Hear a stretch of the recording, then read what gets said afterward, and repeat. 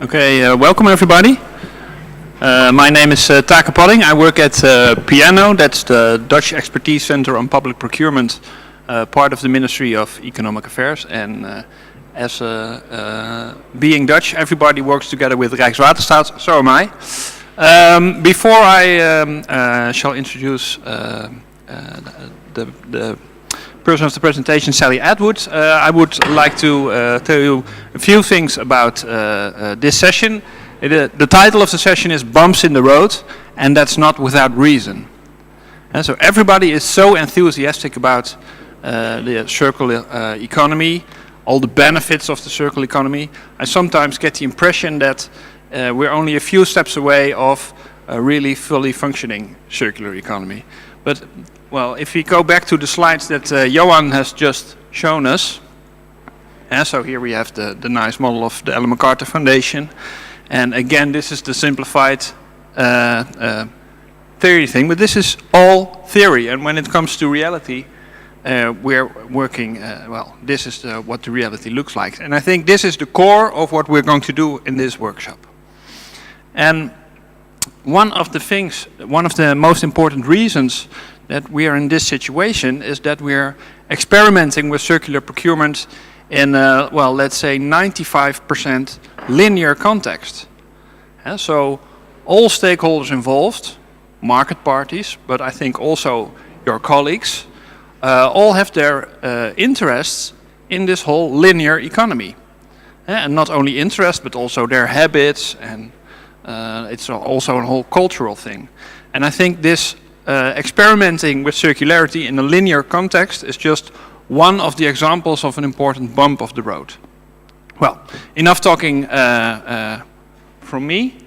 Let's take a look at the program of this workshop. We're going to begin with a very interesting presentation coming from the National Health Service, or is it the Public Health Service? Yes, Ms. Sally Atwood and her colleague Amanda Davies. We're going to tell us a really interesting story about the circular procurement of office furniture. And that will take about 30 minutes. And then, because this is a workshop, we are really going to work, we're going to have two table discussions about, okay, what are your views about the most important challenges when it comes to getting started with circular procurement? And the goal of this discussion after these 30 minutes is to come to a sort of a top three of challenges, and also to have some solutions about best ways to deal with these challenges. That will also take about 30 minutes, and then the last 15 minutes we're going to use for a plenary wrap-up, and you're going to summarize the things that you've discussed. So, everybody's fine with that? Then I'm very pleased to give the floor to Sally Atwood. Thank you. We're going to try and do a bit of a double act, so that you can see that, I can talk in here, and I can look at that. So, and the other challenge is I have to hold my stomach in for 30 minutes, which is going to be a bit of a challenge. Okay, so my name is Sally Atwood. I am a programme manager within Public Health Wales, which is a national statutory body in Wales for public health. So that is about preventing disease, making sure that we try and protect people from infections, things like that. So the bumps in the road, I've been asked to talk to you about our particular experience in Public Health Wales. So just to give you an idea of the time frame, I came into post in the beginning of 2015, and we completed our project in terms of the first phase of it in the summer of 2016, and since then we've been replicating that as part of a programme. So so we're still on that journey, so we're still doing the learning. So that particular picture there has a lot of resonance for me, because I think I've broken quite a lot of heels on bumps in the road. So just a quick summary of Public Health Wales. I've just said health and well-being is our business. That's what we try to do. We haven't been in business very long. We're an NHS body. We've been a trust, an NHS trust since 2009. We've got 1,500 staff, very mixed professions. We've got very analytical people. We've got creative communications type people, because we do films, we do campaigns to try and stop you from smoking or be more active. We've got people who are consultants, they've come through the medical professions, epidemiologists, we've got researchers, you name it, we've got all those people. We've got 3 million people that we serve in Wales, and with a wide diversity of issues and problems, a wide diversity of geographical challenges in Wales. We've got a very large fragmented estate as an organisation, so we've got 50 sites across Wales, some of which are huge and some of which are like, one man and a dog. And we've got about an annual budget of 115 million, and so we're one of the 10 statutory bodies in NHS Wales, which we're expected to work also with our other public sector colleagues. So collaboration is a big deal in Wales. We've got to, we are required by law to collaborate with each other. So the programme I'm going to talk about is the Our Space programme. So Amanda and myself have been part of that, and it's basically an accommodation strategy. So it's an organisation, fairly new, thought all its accommodation was pants. Does everybody understand what the word pants means? Yeah. So we've got a really bad estate, and they have been trying over the years to make it better. And phase 1 of that was to move from 9 buildings across southeast Wales into Cardiff city centre. So that's a flavour of the types of buildings that we're talking about. So some of them look pretty grim, some of them aren't too bad. We've got the one in the middle is a listed building, so we've got this strange, iconic building we've got to look after as well. So we've got a strange set of buildings, all with different people in, and we were moving into a fit out of about 51,000 square feet. Oh dear. Some sound effects, and that affected around 550 people, so that just gives you a bit of a scale of this particular, so this is the first phase of our process. Okay, and so that was just, I'm going to just go through this quickly because it is important. So we'd got a long list, by the time I came in we had a long list of properties, so we'd had a lot of staff involvement. Public Health Wales is big on getting staff involved. So we had high levels of staff involvement. I hadn't got any management specification apart from we just needed to be light, airy, modern, open plan. So can you imagine when that staff profile that I told you about of analytical people, consultants, they did not want modern, light and airy and open plan. That was not what they wanted at all. They wanted what they'd currently got, but better. And also they'd been flirting with the let's just have 4 desks per 10 staff so that we have a small space. Anyway, so there were lots and lots of unhappiness in the building, or in the 10 buildings. So I came into post to try and make something of that. I'm going to leap forward, and that's the building that we got. So it is in a regeneration area of Cardiff, very close to the shops, on a brownfield site. We did not expect to get this building. We expected to get a really, really boring, out-of-the-way building, not cause any stir, etc. But we got this one, and it was a new build, so that's how it is now. When we picked it, it was still coming up out of the ground. So that was not what we expected. It's just that they gave us such a good deal, we couldn't say no.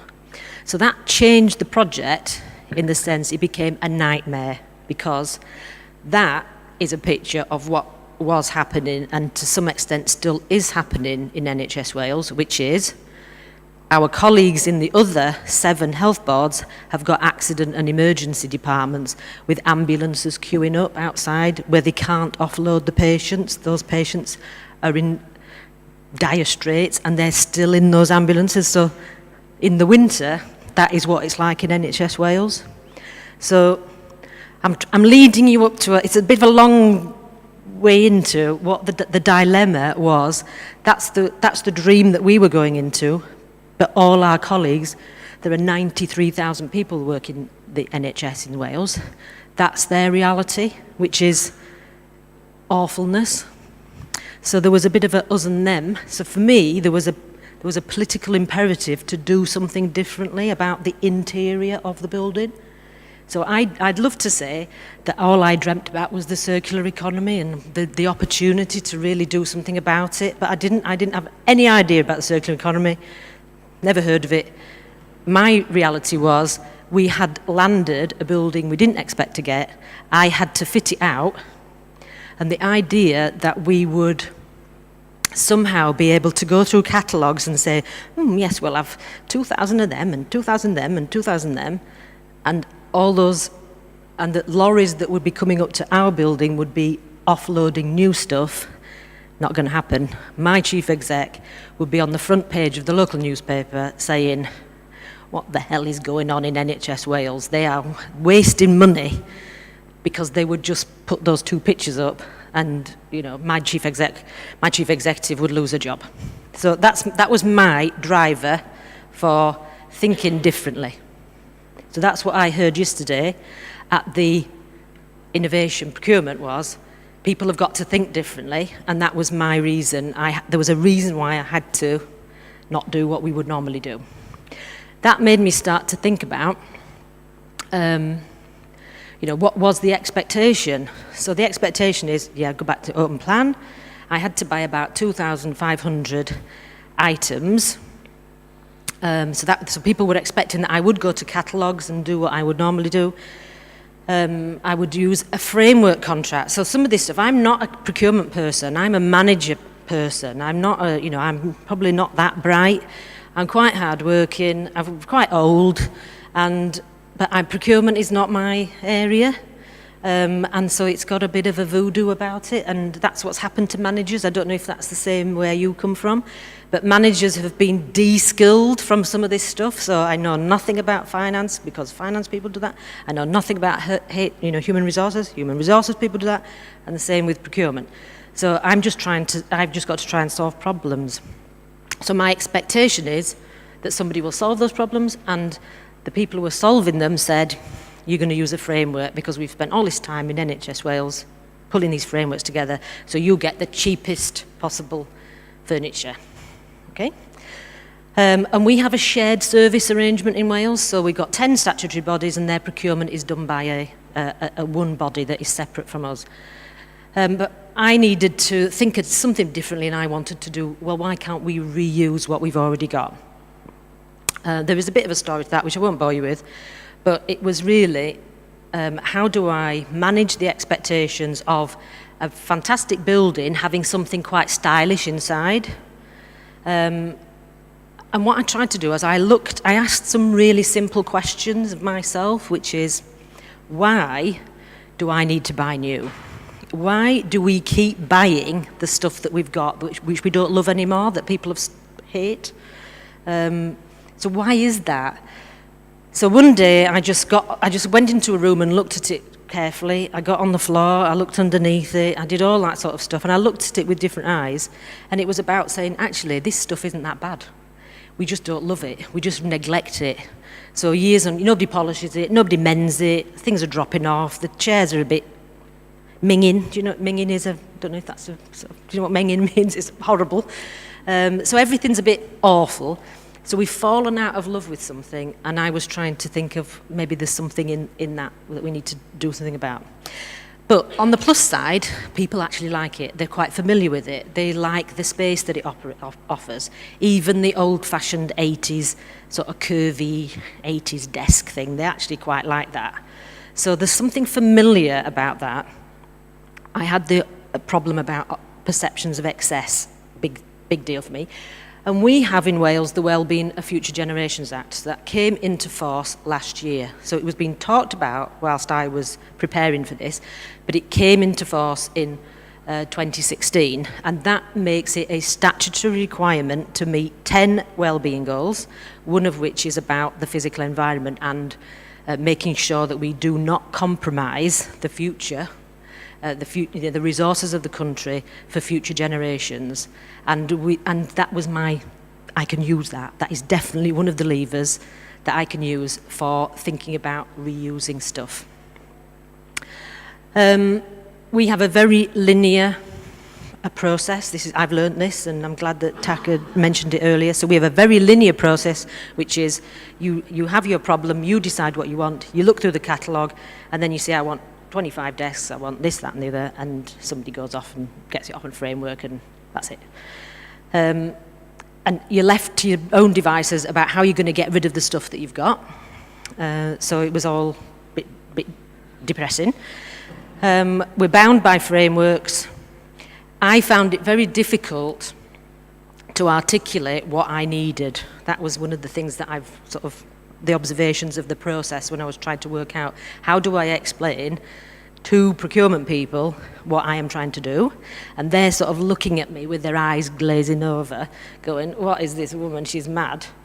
So I found it easy to say what the problem was and what the need was, but I found they needed to know, but what did I need? What were the items that I needed? And I said, I don't know, I need to reuse as much as possible and have the minimum of new stuff. So there was a lot of pressure for me to conform. So what we decided to do was we would try and work out a route to market, and we put together a specification, which probably isn't very much like specifications that our procurement people had done before, and we issued a PIN notice and held meetings with suppliers. So strangely, or surprisingly, about 30 suppliers from around Wales and some from England came, and we spent a whole day with them. We had a bit of a marketplace, we really engaged with them, and they all said, hey, we love this, we can definitely do this, we're really, really up for it. And there was another story I won't bore you with, but there was a lot of pressure to still go back to the framework process, but it was decided we would go through a whole OJEU, full OJEU process. We did much more supplier engagement, and we had 10 tenders, and we came up with a consortium which was led by a design company called Ripe Office. So the reason why the consortium, so what we were asking for was the design and supply. And this is where our friends in procurement found it quite difficult, because we had a design, we wanted a design, but we were also wanting something doing to our current furniture, so that's the refurbishment, remanufacture, plus it would be augmented by second-hand stuff from other places to meet the design, and only where really possible, we really needed it, did we have new. So that was how we worked it out, all to fit the design.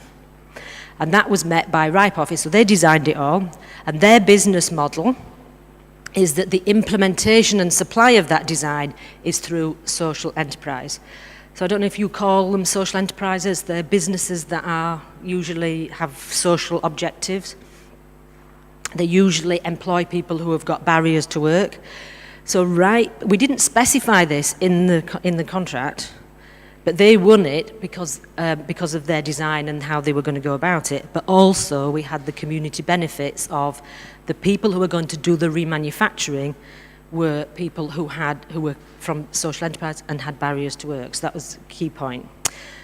The other partners in the consortium, Orange Box is a big company in South Wales, had a long history of manufacturing. They manufacture new things. Their worldwide reputation, very, very sort of funky, quite high-end, very modern, but they also have an arm which is, they were realising that quite a lot of their chairs, for example, at the end of a contract, they would bring them back. Okay, the covers were a bit rubbish, but actually everything else was perfectly okay, and they could be remanufactured by their own workers. So they had a small pilot project running, which was about refurbishing their own chairs.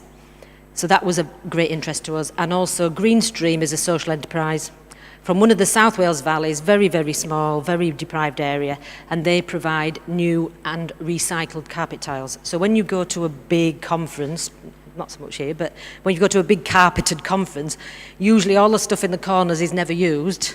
So they take all of that stuff, grade it, most of it is actually perfect, clean it, and then those are carpet tiles that they can use. So Greenstream then can sell you new carpets, recycled carpets, and then the money that they make helps them continue with their social objectives, which is to put carpets in people's homes who can't afford carpets. And that is I think there's a great indictment of our society where you've got homes without carpets. But anyway, so that's what they do. So what we found was the market engagement yielded the results that we wanted. So that was a lot of effort, but it came out. The design was crucial because it meant that our existing furniture and other furniture was sourced from other places and was brought together, and we had new furniture as well. So on the right-hand side is a picture of Owen, who is from one of the people who was on the team. So Owen has learning difficulties, but his job was to remanufacture or deep clean some of the second-hand items. So the second-hand items that we sourced by the designer for our collaboration spaces, he would clean those and make those sure they were absolutely perfect. So from an NHS point of view, there is absolutely no way that we could have leather sofas. That is not, if we couldn't go out to a cheap sofa shop and buy leather sofas, but we could have second-hand ones. So these second-hand ones were being thrown out by a merchant bank in London. Our designer picks them up. They have a deep, deep clean, and Owen learns how to do that, and then they have pride of place in our design. So there's lots of things. So there's a sourcing of things that are otherwise going to go to waste, that have absolutely got a perfect, many, many decades of good life. And Owen is one of the people that got a permanent job as a result of the 3 months that he worked on this project. So our circular economy approach is actually got some additional elements to it. We have the sort of social enterprise part of it, which we want to keep going. That sort of story that I've told you, so go back to the beginning where I said there's 550 divas who work in Public Health Wales in the southeast who don't want to move from all of their places, and they don't want to move into open plan. But what we found is when we told them the story of how we were going to do it, using a circular economy approach, using social enterprise, it changed the narrative a bit. It just shifted them a little bit from, rather than thinking about themselves, actually started thinking about, oh, this project might be okay after all. It's not just about me. So that was something that we also didn't expect to learn.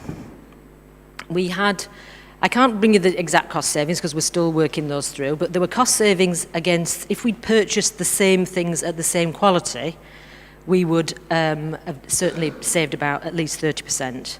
What we have got is we've got things of extremely high quality, they're just second-hand. The cost of refurbishing those is using the social enterprise. There is a cost to that, but it's at the level of, it's cheaper than the cheapest table that you can buy, the cheapest chair. So we weren't in it for saving money. It was about actually saving our reputation and helping the planet and that sort of thing. So for one of the things around the task chairs, for example, I'll show you a picture later, is we've got the top of the range task chair from Orange Box. It's been refurbished. It's got the colours of each floor, so it's got a little bit of sort of tribal thing about it. And staff really like them because it's got all the functionality of a chair they've never had. They've always had to have cheap chairs. We've avoided the costs of removing about 2,500 items. We've got a longer life of higher quality furniture, and I think we may have enhanced our reputation a little bit. That's a little bit of a graph that just gives you an idea of, this is where our designer from Ripe Office shows the difference between, this is the sort of structural charges around something that's quite new, so something costing about £300, and how the remanufactured process creates those savings because you're not, your materials costs are much, much lower. Just looking at the time. So, but what else? So I'll give you some numbers. We had 1,143 items of our own. Oh, sorry, that's not, are you doing the, need to click? Yep. Of our own were reused. We bought in 1,270 that were from other places, but they were second-hand. So other people who were chucking stuff out or whatever.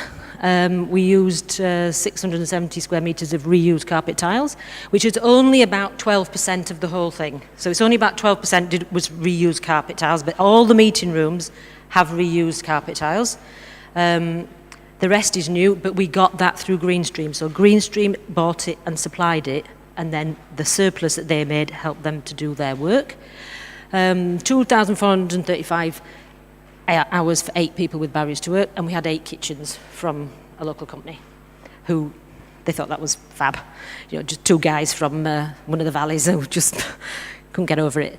So the other environmental values of RAP have helped calculate independently our environmental work. So that's the carbon emissions saved and the waste to landfill, etc. So I'm not going to spend too much time on that. The social value, and I think there's something that comes out of this which perhaps may be useful to you if you're thinking about this. So we have provided employment and training which has led to full-time jobs. Okay, this is really small. We had a team of 8 people working for 3 months on a building site. Some of them couldn't hardly get up in the morning, they couldn't tie their shoelaces.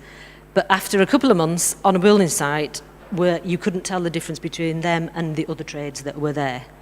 So it was a real difference. And 3 of those guys went on to get full-time jobs. And I just think that is incredible. If we could scale that up, you know, we have a city region deal in sort of Cardiff and its regions. 1/3 of the people in that region are too ill to work. So that's our Public Health Wales knows that. It's part of our statistics that we find, and it's like, what? So there's something here where I think the circular economy has a part to play. So I know we're talking about procurement. I'm not bothered about procurement. I'm bothered about how do I keep that magic going? How do I get more of that magic for Wales? I'm not bothered how I do it. So I want to try to improve how the social enterprises can work with the private sector to squeeze that magic out so that we can make our citizens as prosperous as possible. And I think on my little project, I've got 3 people definitely who can do that. They're prosperous as a result. We've also raised the profile of social enterprise as a credible supplier in the procurement world. So that it was like they were nowhere and now they are somewhere. And I think they've really benefited. So what does the building look like? We think it's great. So we've got, that's one of our sort of meeting room areas. So I mentioned, the wing chairs are from Orange Box, which is a local company, but everything else is second-hand. So everything else is refurbished. And I think it's probably just that, as you see, what a good deep clean can actually do. So I think I know that's really not what people want to hear, but it's like, you know, if you just clean stuff, if you just put the handle back on, find the key that goes in the lock, take the paper out that's wedging it up and put the leg back on, give it a good polish, maybe powder spray the legs, those sorts of things. Okay, you might have to put a tabletop on, but that is all it is. We've refurbished, so these things were going to be in a skip somewhere in London, and the designer got them out and cleaned them up, and that is one of our, we've got people who do service improvement, you know, to do lean and that sort of thing. They do that, they help the NHS improve, and they wanted a space like that. That's where we got it from. We've had to pay for the cleaning up of it, but we would not have thought of that. We would not have put that design together by a bunch of amateurs in the NHS. You have to have the design, okay? That's our staff area. All of those chairs and tables, so that's the canteen, all second-hand.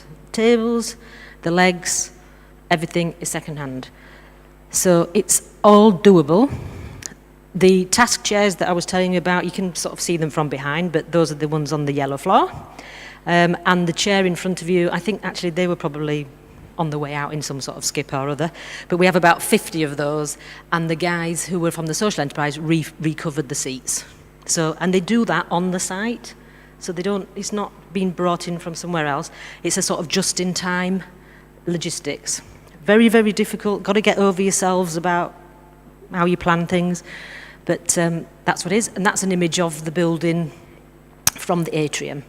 So we think we have demonstrated that it is an ordinary workplace. It's, you know, let's get over ourselves. We are public servants. We've got to get in there and do the work like everybody else. And yes, we're just talking about desks and chairs. But you can have a really great workplace, and you can achieve it through some of these ingredients that perhaps you wouldn't necessarily have thought of before. It is doable. So the bumps in the road. I just cannot understand the procurement rules. It's just voodoo to me. And I just learned that you have to be quite steadfast and say, this is what I want. This is the problem that I'm trying to solve, and you have got to help me solve it. There was a lot of staff negativity. They were not interested in second-hand stuff. So you have to try and get over that and get that buy-in. Senior management, really underwhelmed by the concept. It was not what they wanted. They wanted a sleek, modern thing that all was the same size, that sort of stuff. The specification was difficult, found that really, really hard. Found the OJEU, I found most of it hard, but I've put warranties down because this caused a load of problems with our procurement people, which is how can you have a warranty on something where the warranty's obviously already gone. So that was like I can't even remember how we got over that, but that was almost like a deal breaker if we because how could we do that? The implementation was difficult and different. So you can't. It's not like a customer where you can say, right, I want these, and then somebody comes in and does it. You have to be onto it all the time. Now, all the suppliers said, oh, yes, we definitely couldn't meet this specification. And right up to the point of where we were in the OJEU process and we were doing evaluations, it wasn't until I actually turned around to a couple of the suppliers and said, you are lying, aren't you? You're actually not telling the truth. So even though they'd written it down and said, yes, we can meet this spec, actually, when you asked them and eyeballed them and said, you're actually lying, aren't you? What you are doing is going to sell me new. And they said, yeah. So I couldn't believe that. So I don't know if that was a big learning point for me, because I always think if you write something down, then, that's... So removing barriers. So I've asked really simple questions. Why? Why do we buy this stuff? Why have we fallen out with the stuff that we've got? Just why? Why do we buy it? Because it's good value. It makes sense. It's cheap. So can we find a different model that would still answer those questions? YouTube is great, right? So for an amateur like me, it was like, when I was trying to formulate this idea, I was asking these questions, and on that weekend, it was really rainy. It rains a lot in Wales, but it was really rainy. And me and my kids were sat in front of the telly, and I just said, put something in about how is furniture made, and how is office furniture made, and is anybody doing refurbished furniture? And we just watched video, just rolled on for 5 minutes, and suddenly, we probably sat there all day, it was like, actually, there is a whole world out there that I'd never, ever thought of. It was all a bit random, but it sort of coalesced. We needed some just-in-time legal advice, so we didn't get the legal bods on too early because they just do your head in, but just-in-time legal advice helped us get through the process. Mentioned the Act, so we've got statutory levers that were new, and I used those until I couldn't use them anymore. And I talked about that nightmare scenario, the two pictures, the two images of here's our building, here's the living reality of everybody else in the NHS. And that helped people go, yeah, we don't want to be on the front page. We talked to suppliers, they liked it, kept telling the story about what we were doing, and it connected with why they had become a public servant in the first place. And I thought that was really powerful. We've kept government informed, and we try to tick their boxes, so we try and say things that, helps their little policies go forward. And what I've got is everybody understands office furniture. So as a starting point on the circular economy, everybody understands it because everybody's used it. So it's great.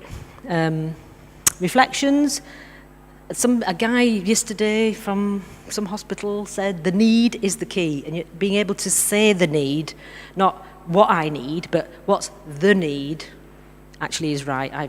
I nodded a lot in his section.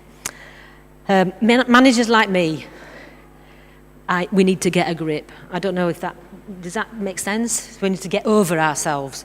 So this idea that I know things, and then I go to somebody and I pass that knowledge over to somebody. It doesn't work in circular economy. You've got to be out there and say, I don't know this, but this is what I'm trying to achieve. So you've got to help me. And that's quite countercultural at the moment. And we need leadership, I think. There's something about, you have to have that courage, but you need to have those sort of leadership skills to be able to do that.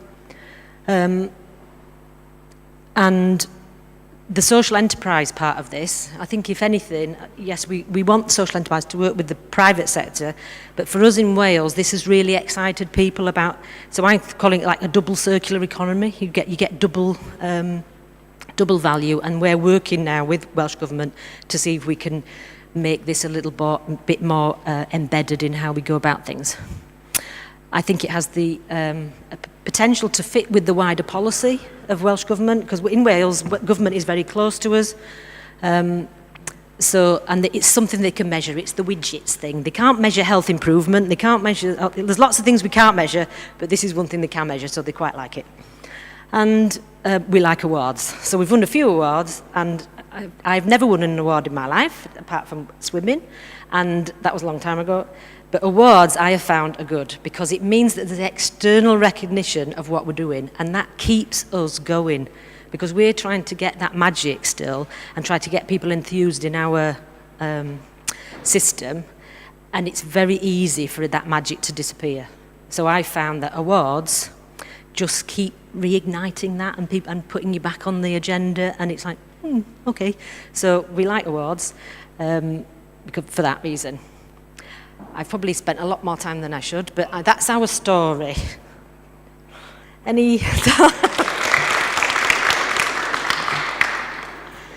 questions of clarification before we go into, yeah? I have a question. So, one company was redoing your old furniture, and another one was providing you with new furniture, which came from somewhere else, and they themselves had been redoing it. That's right. So within a consortium. So the consortium, the lead was right. He did the design. So the design was to overcome some of the problems about confidentiality, noise, etc. And then he sourced where the different things came from. So some things he sourced himself. Some things were new, but very small. About 6% of our total is new. And some things came from the private sector, but were refurbished. So it's a complicated, it feels complicated, but that was the solution they came up with, and we accepted it. We didn't work that out. We just said, this is our problem, come up with the solution. What did they do with some of your old stuff that you really didn't? No, we've used our, so the half of the stuff that we've had, but we've got we've got 2 more projects that we've done, and we've reused furniture. So you do have to have somewhere to store your stuff, but you've probably got that anyway. And the second project that Amanda's been doing in Swansea, which is smaller, it's about 100 staff, it's about a quarter, but we were going to use a lot of the furniture that was left over, but people on the floor below had moved out, and they'd left all their almost brand new furniture, and they said, you can have it for £1, which is like, I don't know how much is that, €1. So it's like, if you have that, so now it didn't fit into our floor, because for the number of people. So we have used social enterprise, a different social enterprise, to remanufacture that process. So a little bit of welding, a little bit of cutting, but not much cleaning, to remanufacture that process and put them into our floor. So it has cost us money, but we've stopped those 90 sets of almost brand new furniture probably going to landfill. Exactly. So what we've done then with the rest of the furniture is we've moved it to charities who are actually quite interested in, they take it away. Yes, sorry, thank you.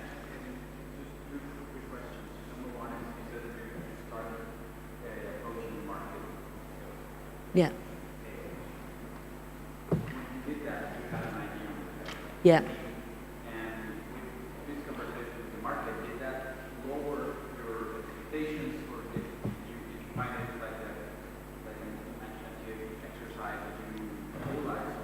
Yeah, that's a really good question. I think what it did was, I'm not sure it did any of that actually. What it did was, we had a hotel booked, it was probably a room like this, 30 suppliers came, we talked about our problems, what we were trying to solve, there was a lot of nodding in the room, so we thought, oh, we're definitely onto a good thing. At least they understand what we're talking about. And then we had each supplier could come and talk to us one after the other, so there was an all-day thing. Some were very imaginative and said, oh, yes, we definitely can do this, and they gave us some examples. Others were a bit sort of, you don't do recycling like this, love. You know, they actually touched my hand and said, I'll do it, I'll tell you how to do recycling.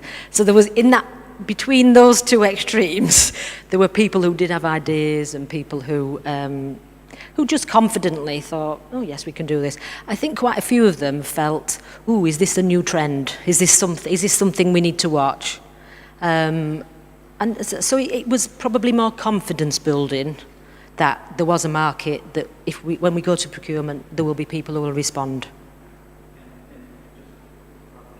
Yeah.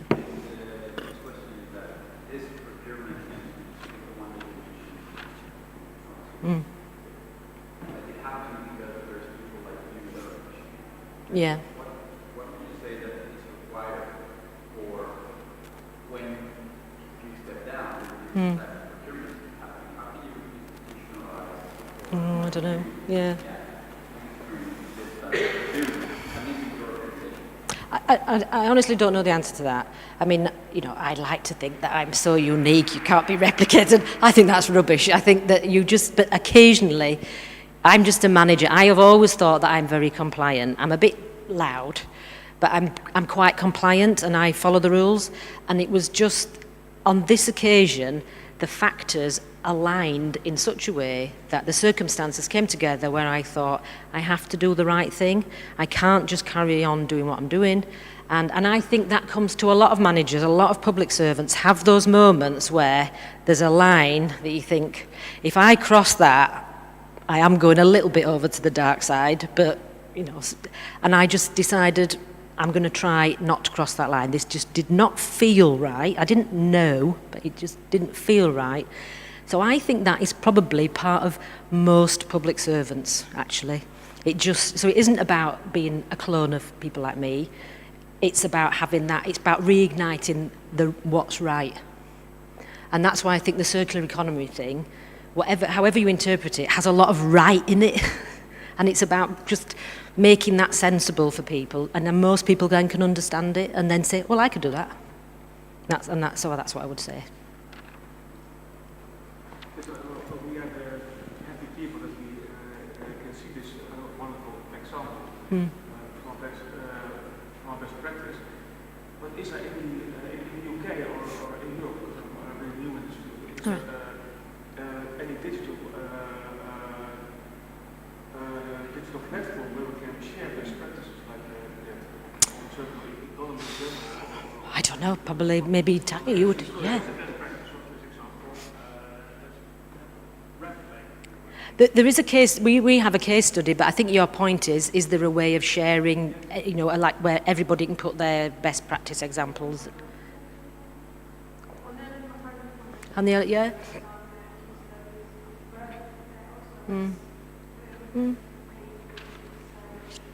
Yeah.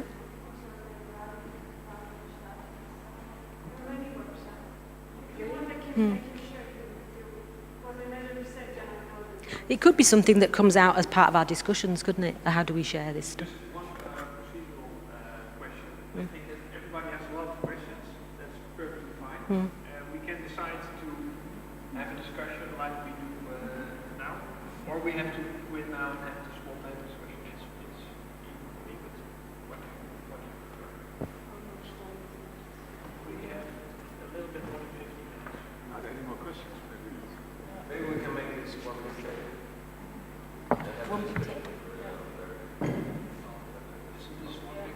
It is too late. It feels like one. I just want to maybe raise a bit wider comment than bringing it into more discussion level. Is that you said that you had kind of the different circumstances came together and made you think differently. But in reality, there are many cases where the circumstances don't make us push, and this is the question, like how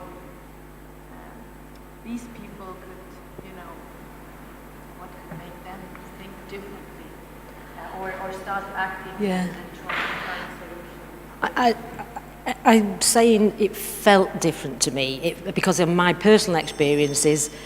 It felt different to other times when different factors came together, because we very rarely move a lot of people. So it felt different. But for other people, they might say, I'm always doing that. I think there's something about the personal side of things. And in Wales, everybody watches what everybody else is doing. And if there is somebody getting more slice of the pie than you, then it'll be, your reputation can be in trouble. And that could be the same with you, it could be different, but it just felt like different circumstances. So I suspect they probably aren't that different, but I just wanted to give you my, the context for me personally. No, it just raises more, not you don't have an answer. Yeah, I know what you mean, yeah. I think, for a lot of people, it perhaps wasn't in their conscious. Sorry, so it just wasn't in their conscious. And what we do as part of our role is we go out and we talk to various groups and tell them our story about what we've done. And then people sort of, they reflect and they think, well, it's common sense, so why wouldn't we do it? And it's just making people think differently and then showing them what we've done. And we encourage people to come and see us and see what we've done and how we've done it. And trying to enable other people then to replicate that themselves. It's just, like I said, until we've done it, people just haven't really thought about it. I'm going to draw you a picture. I've only ever done this once, but because I just think there's actually quite a lot of fun in this. So the picture I've got in our building, we have quite a lot of really important people sitting around tables, having meetings. We have 20 people. They might come from all over the world. And they're all really, really studious. They've got degrees, etc., etc. And they're all sitting on tables, and they're all doing and talking about health and well-being or health protection policies. So that's our business. So we might be doing how to stop people smoking, etc., etc. And they're in rooms doing that sort of work.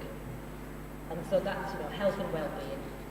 What we think we've done is in the room that they're sitting in, on the table that they're working on the chair that they're sat in, on the carpet that they're walking on, has created value for health and well-being.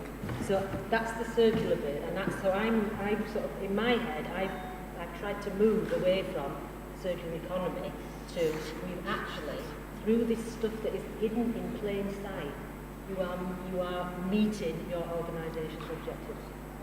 So if you can make that link, it's easy for us because our business is health and well-being. But if you're in the public sector, you must be able to do something similar. So, and I just think I sort of think it's quite funny. It makes me smile that backroom people, we just support people, backroom people who are generally always supporting these people are actually creating real social and environmental value that leads to the objectives of our business, which is to improve health and well-being. And we probably can prove it more than these people can. And it's like, it's made everybody go, oh, look like that. It's neat. I think it makes me smile.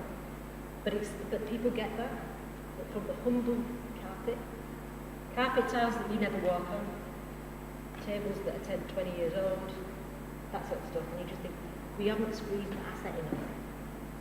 That's what I'm trying to get at. But so for me, it's about how do we make that connect. That's the circular economy for me.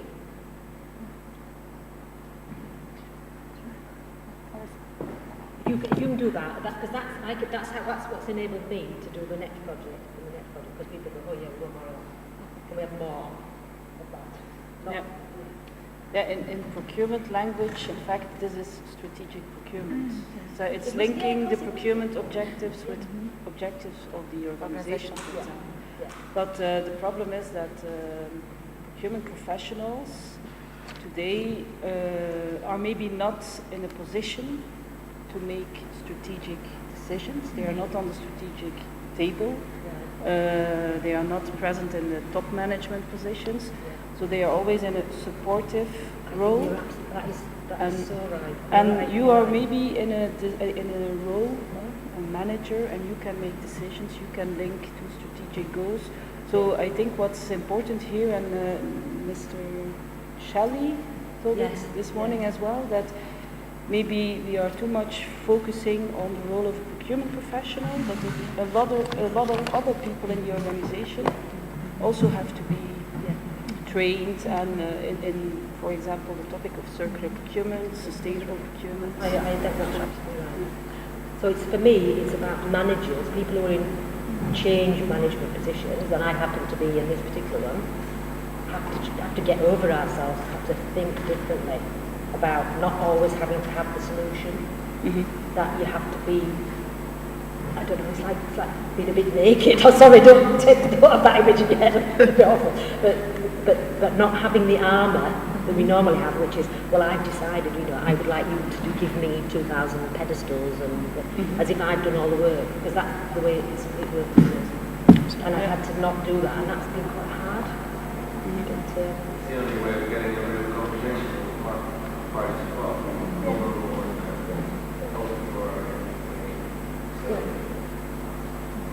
But I think, some of the benefits from, just to sort of go back to the building, we had 4 dimensions. We had collaboration, socialisation, focus, and learning. Those were the dimensions of our workplace. We felt that if we had those dimensions coming together, we would have the collaborative workspace that we wanted. So we are people who try and change people's behaviours about health and well-being, but we're not willing to change ourselves. And it's like so ironic. So by giving people a really great workplace where it's well designed and they can pull those things together, we get, so not only are they sitting on things that are exuding this magic, but they're actually in an environment which allows them to make good policy. Because we've created the spaces, there's technology in here, there's all sorts. So it feels to me as if we're on a sort of a roll of, well, Amanda was renamed Head of Happiness. You're Head of Happiness now, so we just made people happy and had a bit of fun. And, I remember fun about 30 years ago, and we're trying to bring it back.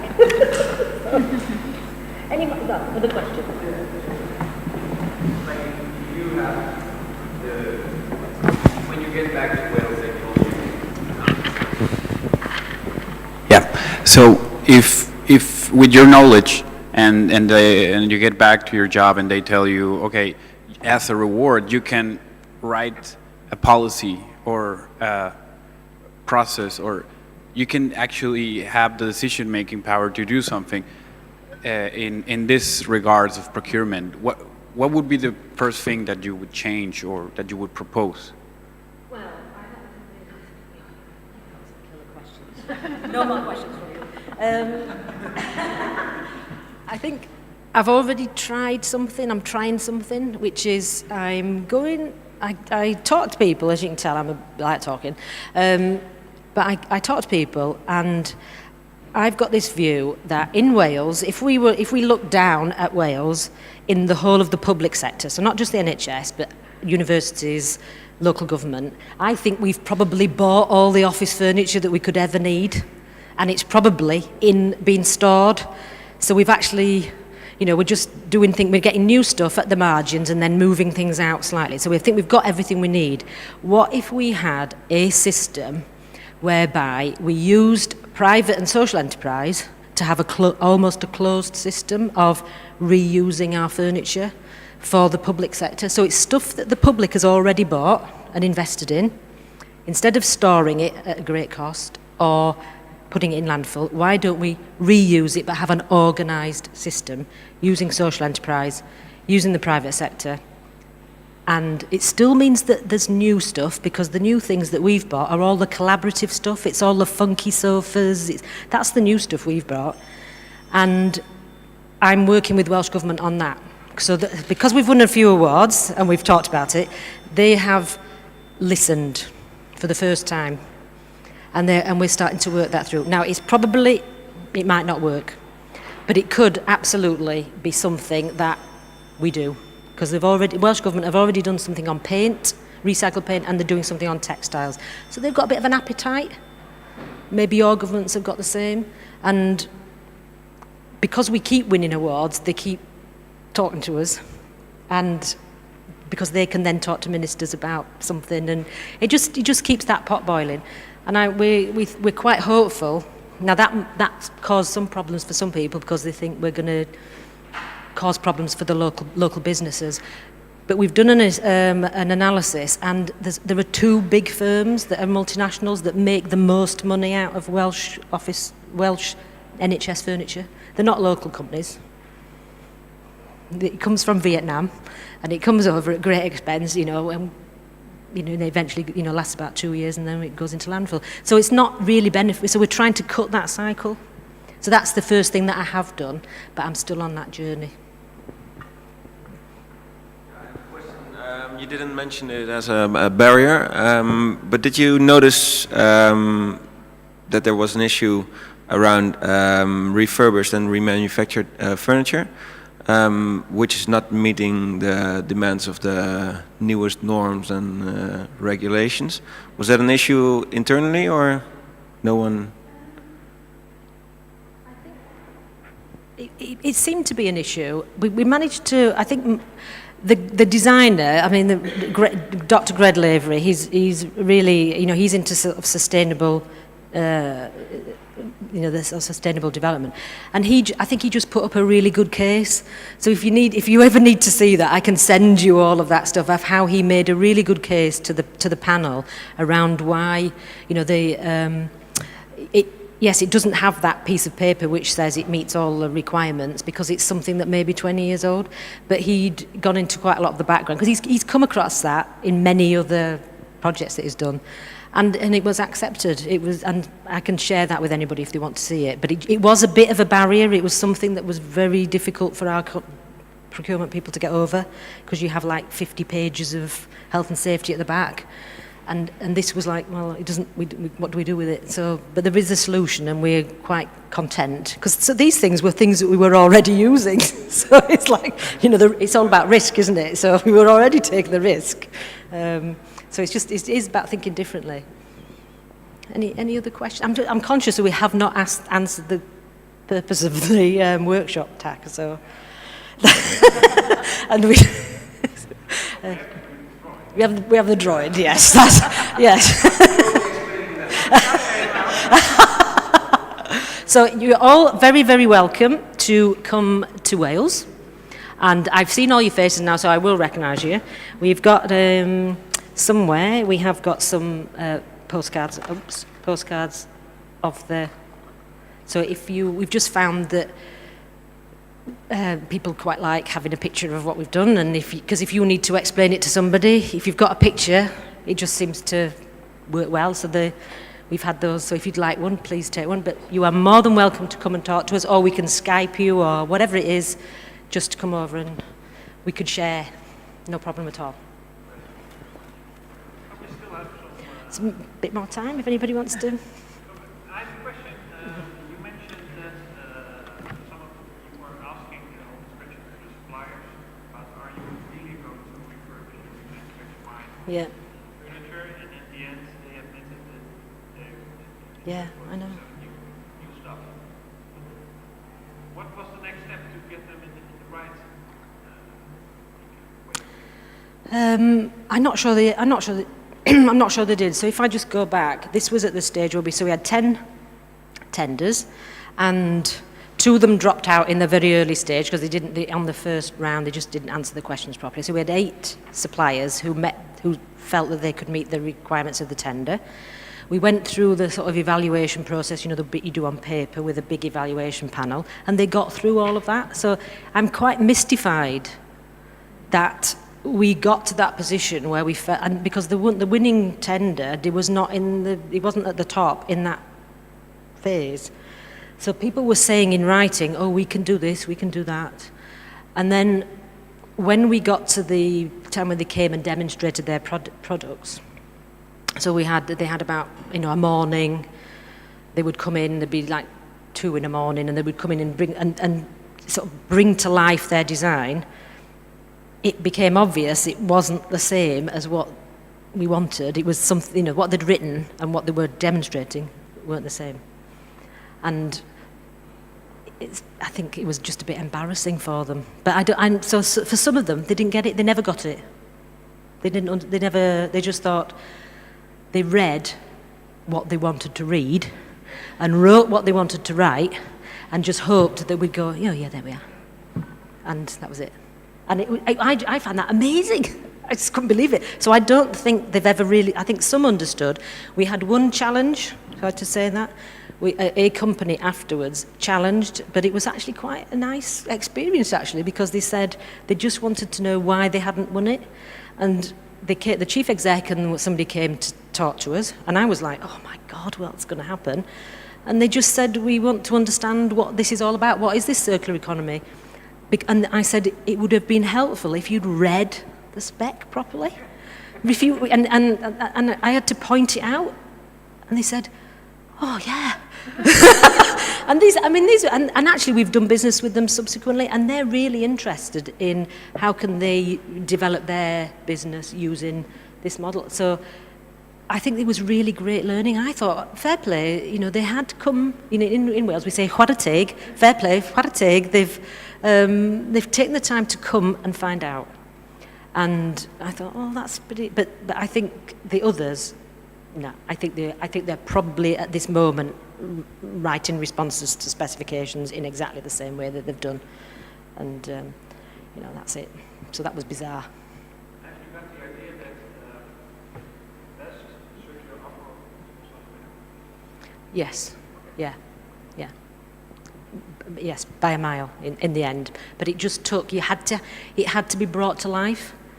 Doing it on paper was fine. It got you to a certain point, but you had to actually see it in real life and listen to it, and that was really important. So, I wasn't on the. I was there as a sort of adjudicate, but there was quite a lot of staff on the evaluation panel, and it just, as soon as they actually saw it properly in a sort of 3D and some examples, it just blew them away. They understood it because it'd been designed rather than just space planned.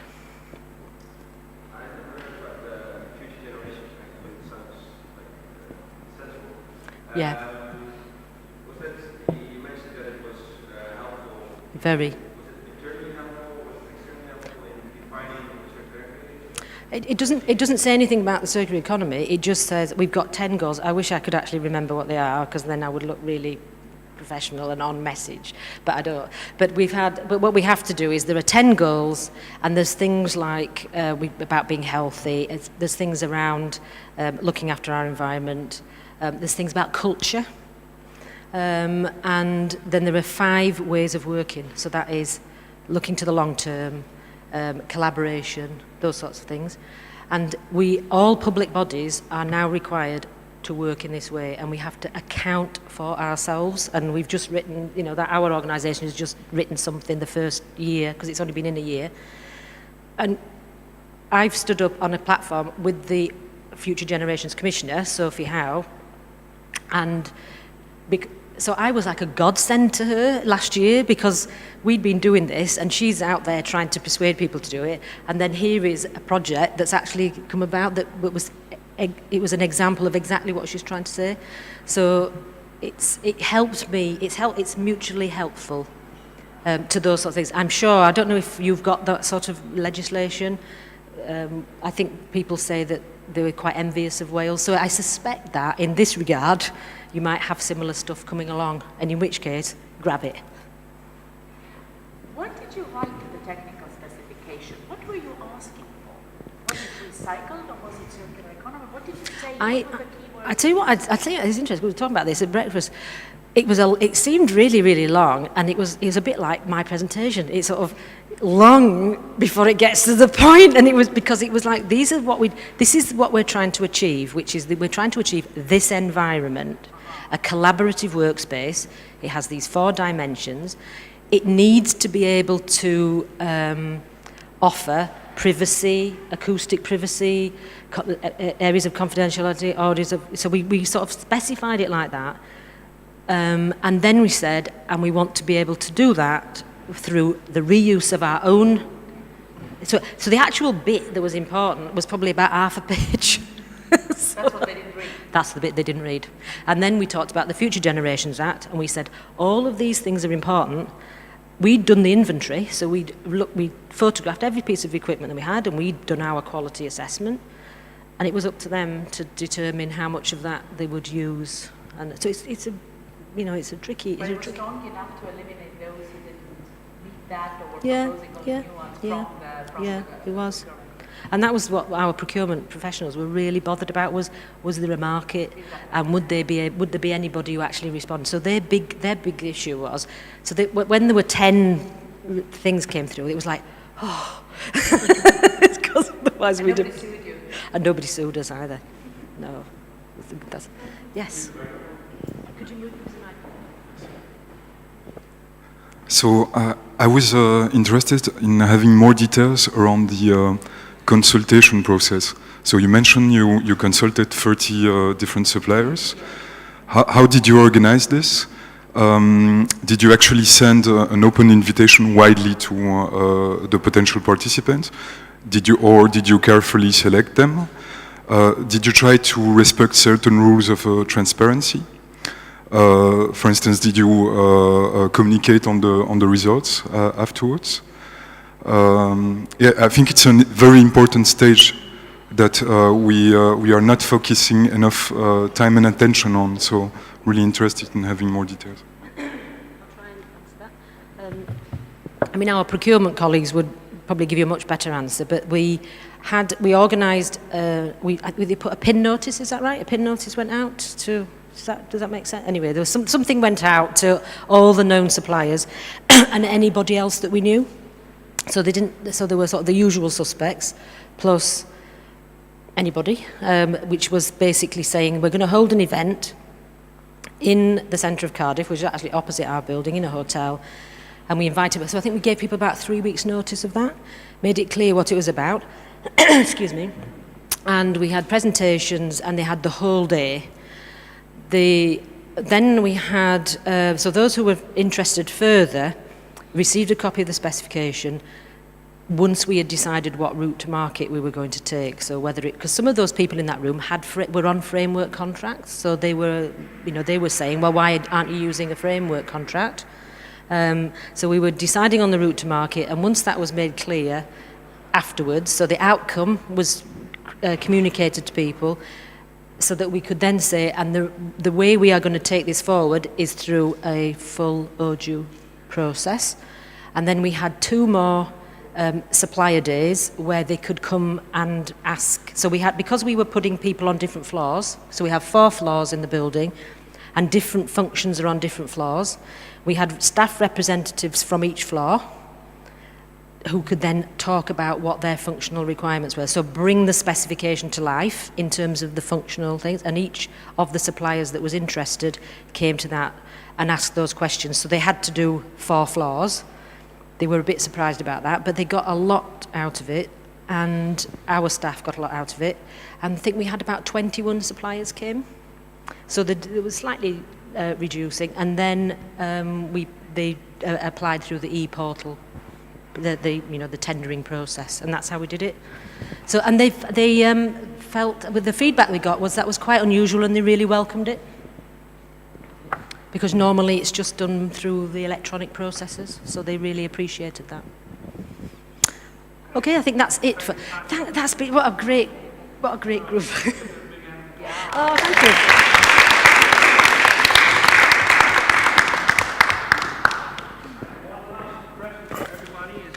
Progress from Piano, the organization where I'm working. I'm not sure where it is. Oh, here.